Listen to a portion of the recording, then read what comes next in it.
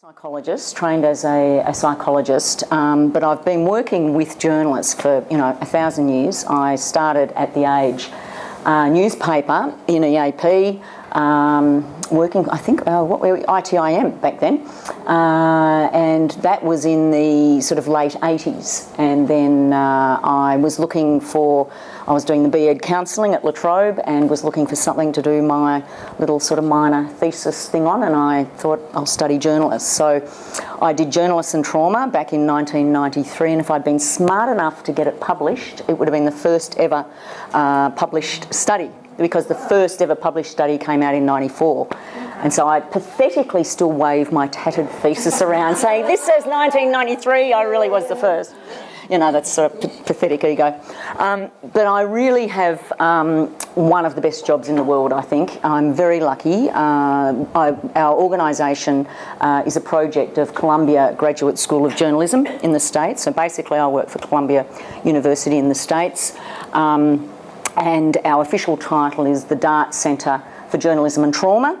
And people say, what does DART stand for? Inevitably. And so a taxi driver in Canberra, actually, when he was asking me about the sort of work that I do, and I told him what I do, and I said, well, DART is actually a family name. They're our main funders, the DART family. And he said, no, that's, and he was silent for a while, and he came out and he said, I know, it stands for the dark arts of reporting trauma. I thought, bingo, that was fabulous. So I now say that's what DART stands for, because people always say, what does it stand for? Can I ask you a question? Sorry. Yeah. How come you're employed by an American university and we don't have a program like this in Australia? So what happened was that just to give you a very basic history, a quick and dirty history, that the DART Foundation DART Centre was started by a psychiatrist called Frank Ochberg, who worked on DSM-3 for getting PTSD in there. And Frank is a good friend of the DART family. And they were looking at throwing away some millions, I guess, as they do, as tax dodgers, as, American philanthropy.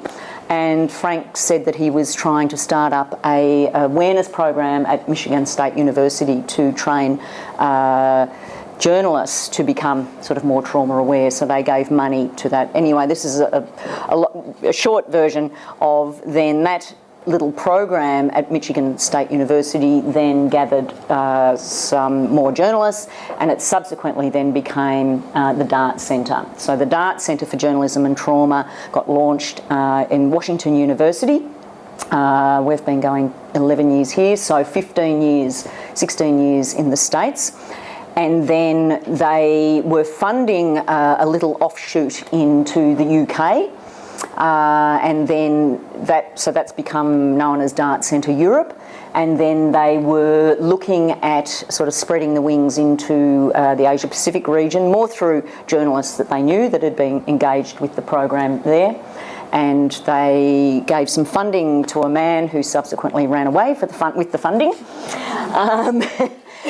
But I knew him, and he said, look, would you be interested in working for this organisation? I said no 3 times because I wanted to do my PhD. That was 12 years ago. PhD still not finished, but I have a job. So it's a bit of it's just sort of it's been a who you know sort of thing. It's just growing. We don't have a lot of funding here, so we get a seed grant from the DART Foundation, which is run by Columbia University. And so we get a seed grant here to basically run the whole Asia Pacific to educate journalists about trauma. So what the DART Centre does is that here we go. So these are, because I have been off for 2 months, I don't know really what's going to come up. I do know what's going to come up on these slides, but it's like, oh, did I? That's right, I'll put that in there. But we are a unique collaboration. There's no other organisation like us in the world, in that our whole purpose is to train journalists and the wider community about the nexus between journalism and trauma. So Bruce, of course, is a journalist. My equivalent in the UK as a journalist. They took me in because of the study I was doing. Frank came over to Australia, and this shiesty man, other man, not Frank, said, "Oh, go and give your presentation to Frank, and he'll give you money to, do your PhD." And I presented to Frank, and he said, "Well, I'm not giving you money to do your PhD, but you can, if you want to start up Dart Centre here." So anyway, that's how I ended up in the job. But we are really a unique collaboration of journalists and health professionals. Dr. Alana Newman is our research director. Alana was the president of ISTSS for a year or two, or however that works there. This is what we do. So I go around the whole Asia Pacific region training journalists around this issue. I'm going to Norway tomorrow. I'll be in Korea. It sounds all very glamorous, but that's tiring, and hotel's a hotel after a while. But yeah, look, we're a very small, unique. We do take donations. We're a not-for-profit charity, so everything goes back into the organisation. We have a contract to train journalists at the ABC. I'm doing some stuff with News Limited. So we work right across Fairfax, whoever will take us, and we go and knock on their doors about this issue because we think it's so important. So it's about enlightening them of the sensitivity of the way they report. So it's sort of sensitive in the way they report. Good question. Yeah. So it's sort of I say we're sort of got a three-pronged sort of purpose, if you like. It really started about training about sensitivity first, about how to report on people affected by trauma. That's how it started. And when Frank was talking to a group of journos about this and about the effects of trauma on people, who become subjects of this story, this old, crusty war correspondent put up his hand and said, "Doc, that sounds a lot like me." Yeah. And so then the whole sort of thing about working with journalists became another prong. And then we also train them about ethical reporting in terms of us, the punters, the news consumers, about, how to do respectful and ethical reporting for us who are getting the news. So it's sort of a three-pronged approach. So that's what we do. And so I'll come in, and my colleagues will come in, and we'll sort of educate from any perspective. And also, similar to you, we go and talk to groups about why it's important to be, aware of this issue and what we do and how you can work in with journalists in collaboration, instead of this thing of what organisations often say, let's manage the media. We say no, they're not to be managed, they're to be worked with. They're equal collaborators and important collaborators in disaster and tragedy. And if you learn to collaborate with them, then it's better for everybody. So that's what we do.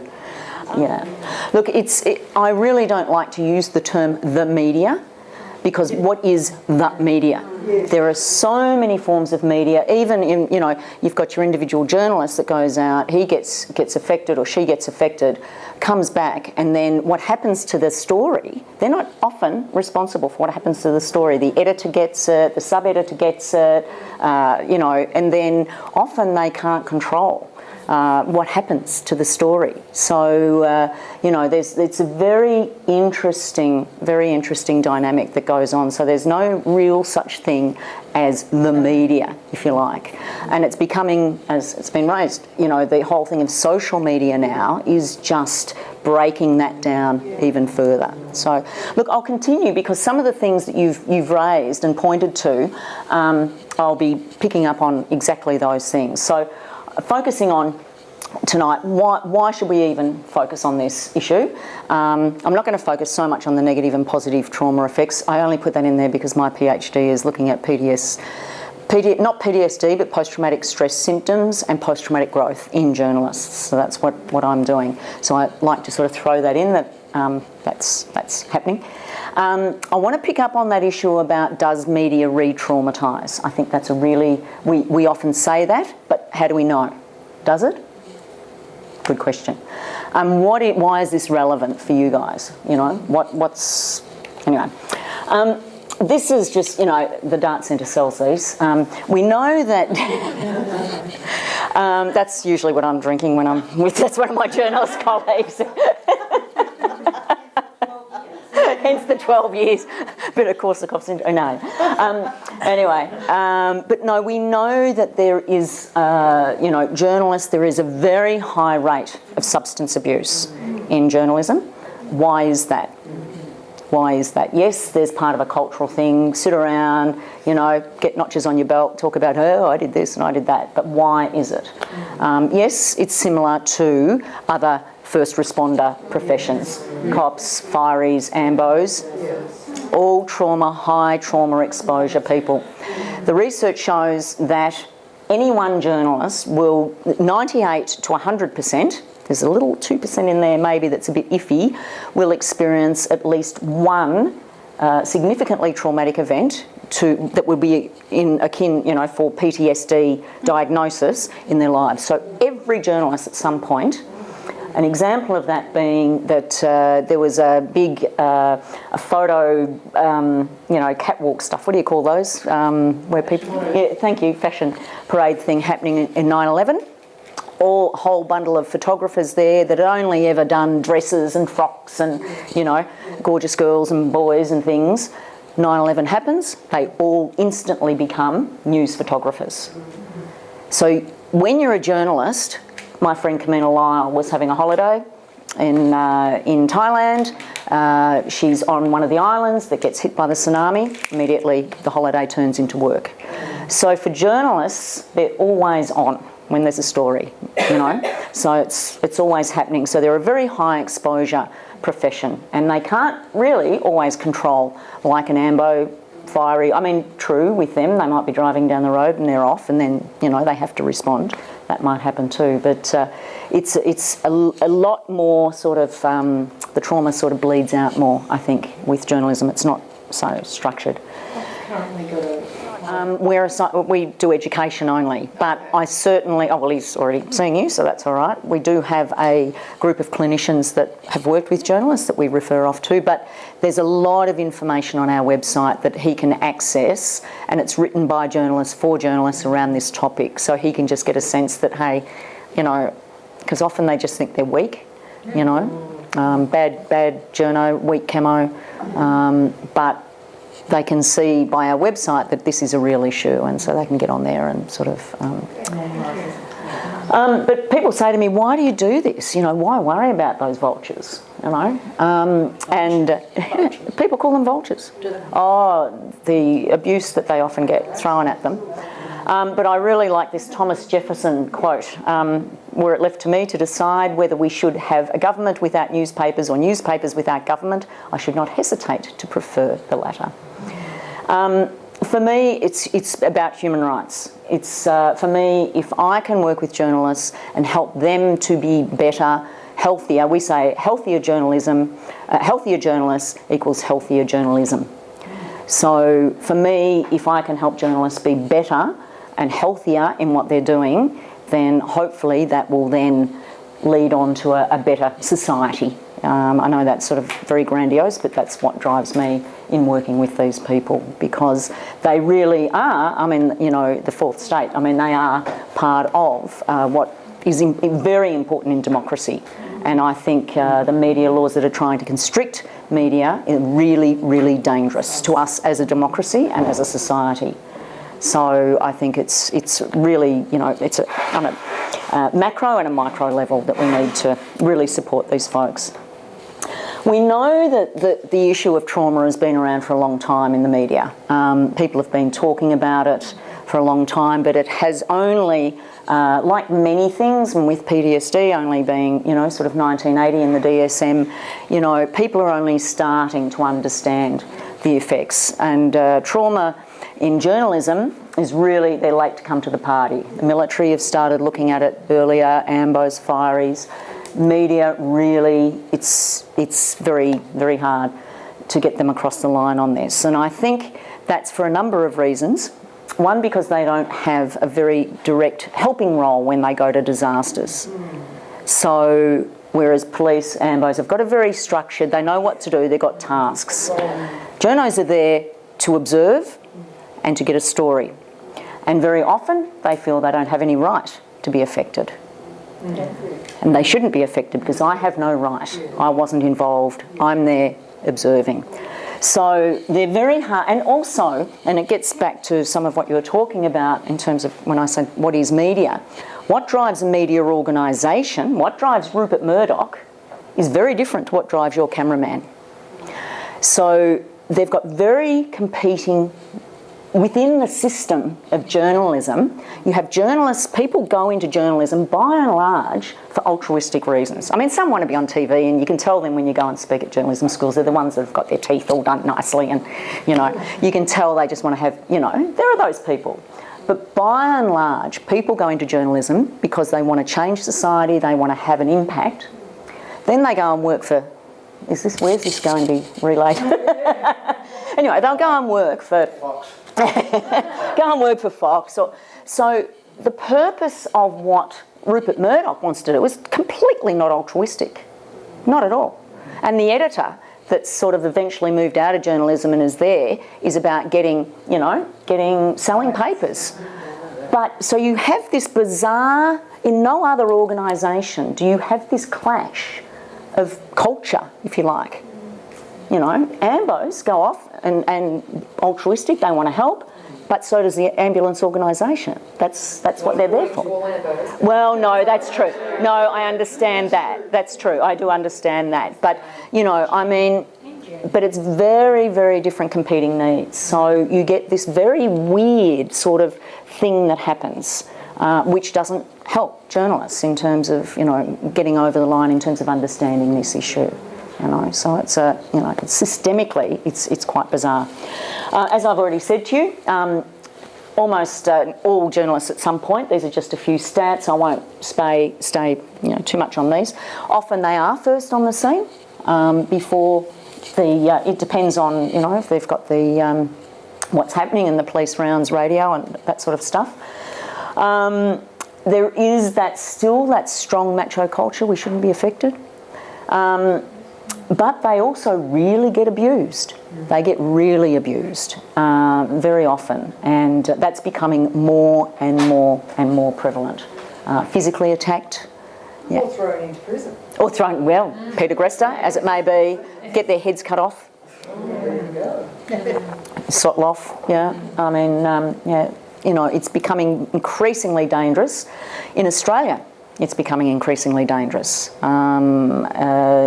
Nick McKenzie and Barker, you know, they are potentially going to jail because they won't reveal their sources, and because of the Australian government changing laws, you know, they're trying to protect their sources, and that's a complete erosion of democracy. If the government is soon allowed to get sources of journalists, people won't talk. You know, and impact on the journalists themselves in that situation. Impact on the journalists, us as a society. Anyway, that's why I have to have these, because otherwise I go on a bloody big tangent. So, anyway, but it is a high risk profession. This was one of the court cases of one of the potential terrorists in Melbourne. He was jailed, but this was down there is one of the reporters.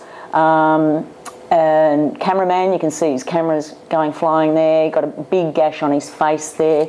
And this is not unusual. I mean, this was severely, you know, this was pretty violent because they were belting them with tables and chairs.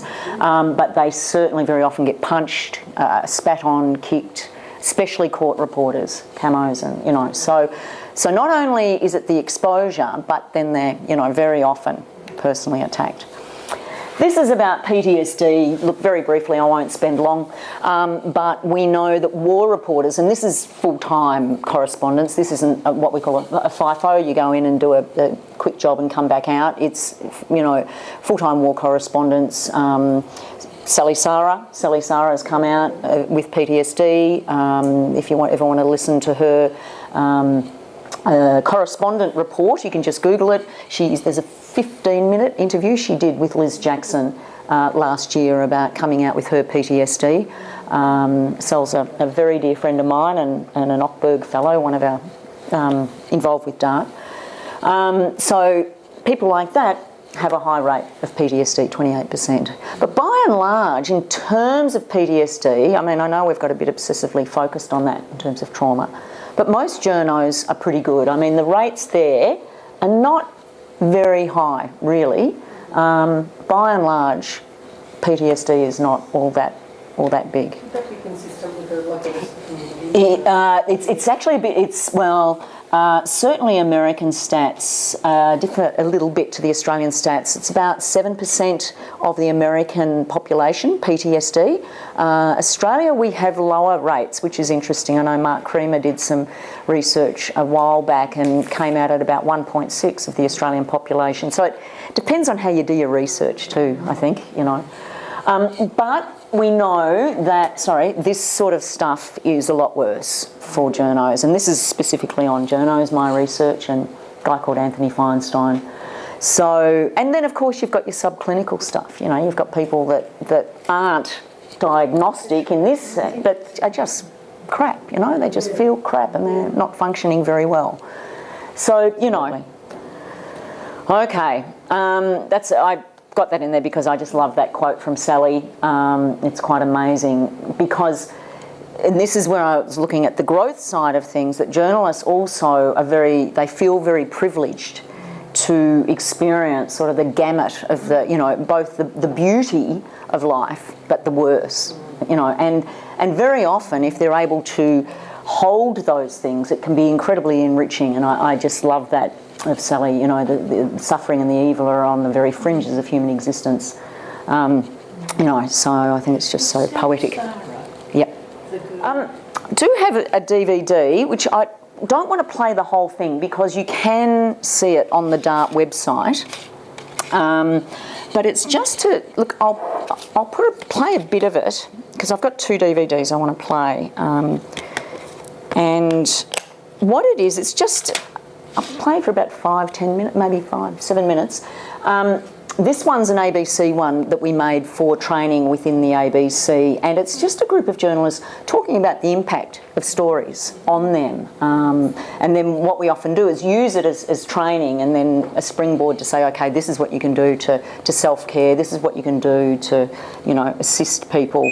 It's interesting, people of the Karen Percy, the Sally Saras, that calibre can say no.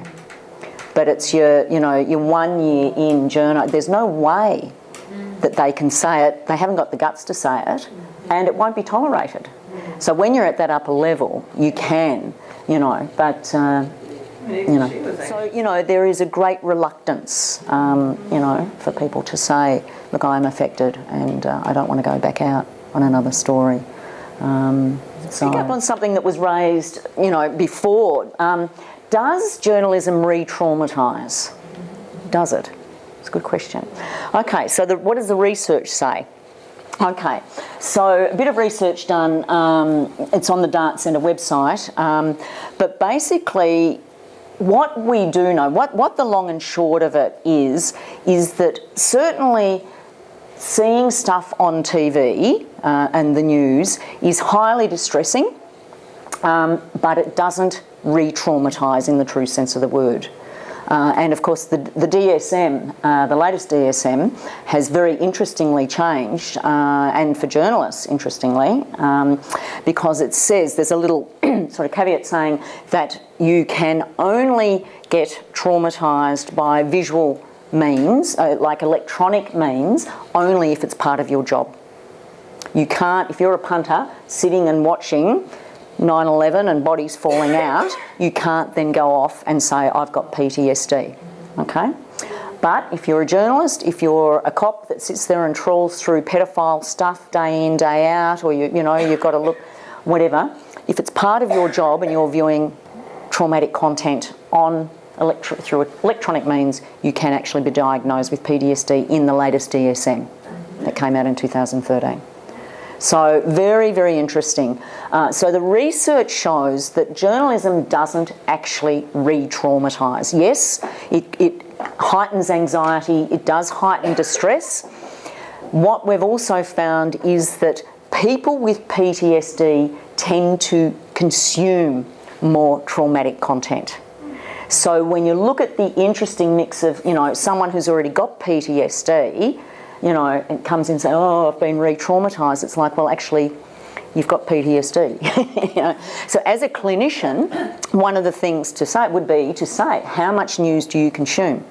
How about you stop watching? Like a number of you said, you've stopped watching, and I do too. I don't, you know, because I breathe and eat it. I don't watch much. Oh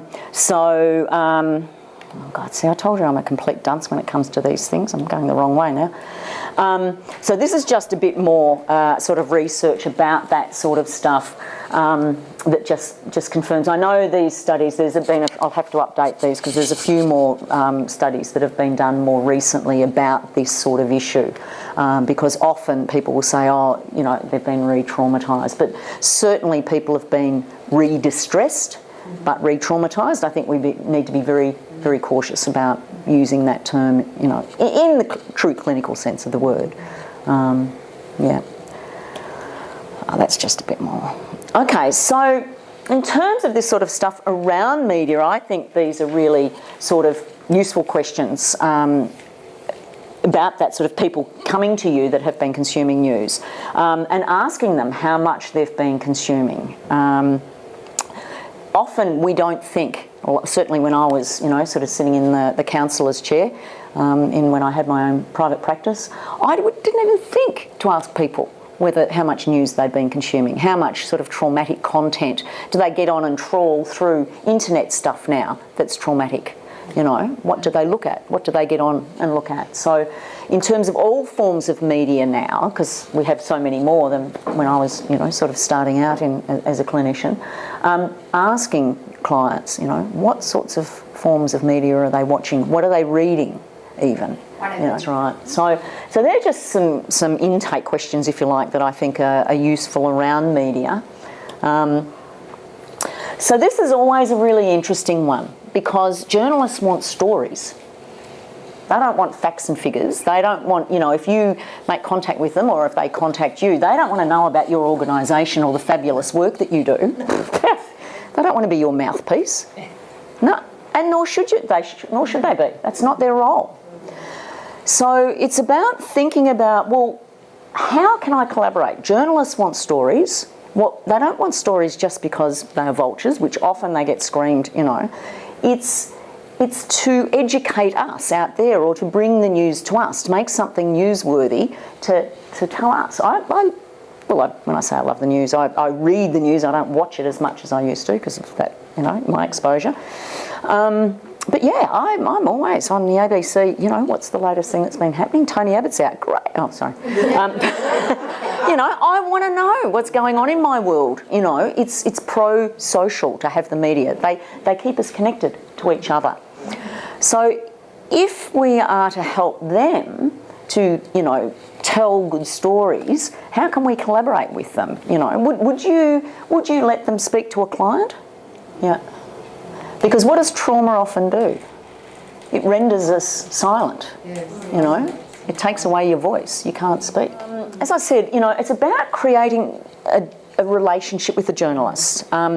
Very often they won't go through media PR people because there's spin. PR people do have a particular spin on the organisation. So journalists will try and go around because they don't want to have just spin, they want stories.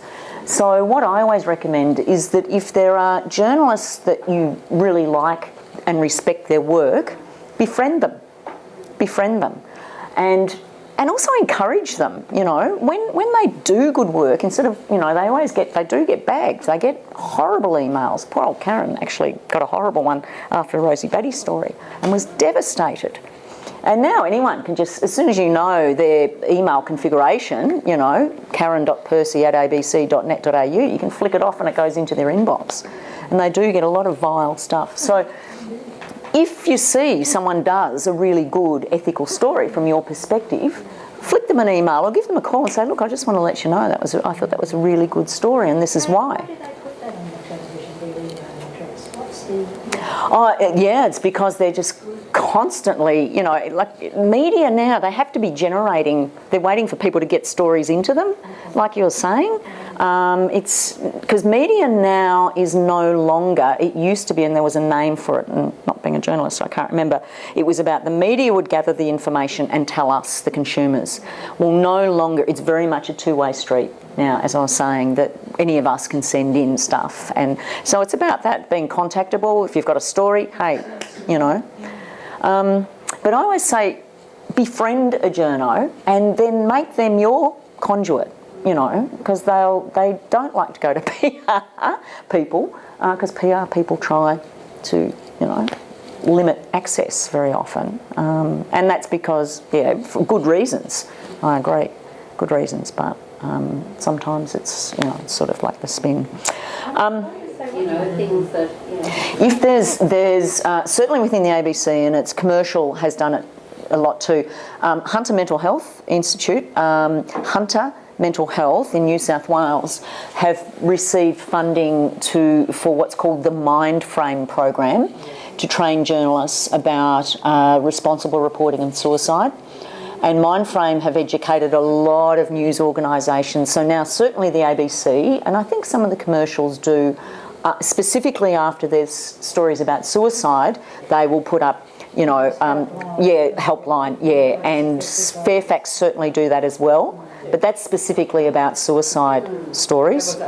This is being done by journalists for journalists. You can access this on the DART website. It's called Getting It Right.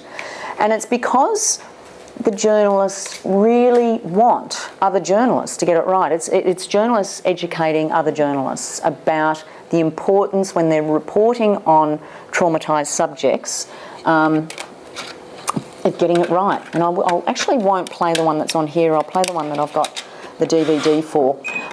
And we've got a series of teaching notes that we did for journalists, for both in the university and also for industry. Because by and large, journalists want to get it right. They don't want people, you know, being distressed. They're not deliberately trying to distress people or, you know.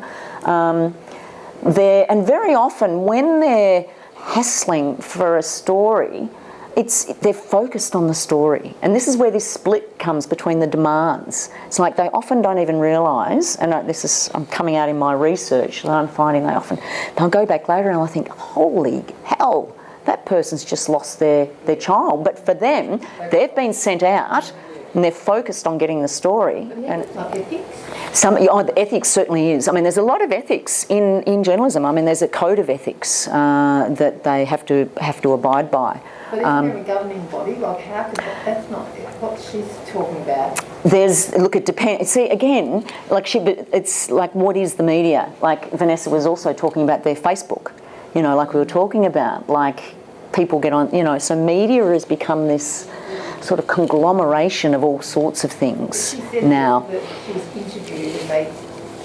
Yeah, but who interviewed her? Was it a print? Was it a broadcast? Yes, there's the print, there's the press council, they could go to that. You know, so she was probably interviewed by everybody, you know. So there's... The story's not just about media. That's a really, really powerful It's a very powerful story, isn't it? That's for everybody. Yeah, that's it is. for everybody. Yeah, yeah. To not make assumptions. Yep, clinicians. That is so powerful. Yeah. What a shame you can't get it. Yeah. So anyway, if you want to use it, it's on our DART website, Getting It Right, it's called. But this is what journalists have done for other journalists to educate them. And journalists go and talk at universities about this, about the importance of getting it right. And Gary Tippett, as a friend of mine, and I'll close on this, says, when he shows this, and he says, and it's picking up on, I think, what you were saying before, you've got to get it right, because the last piece that a loved one might have might be what you've written about them.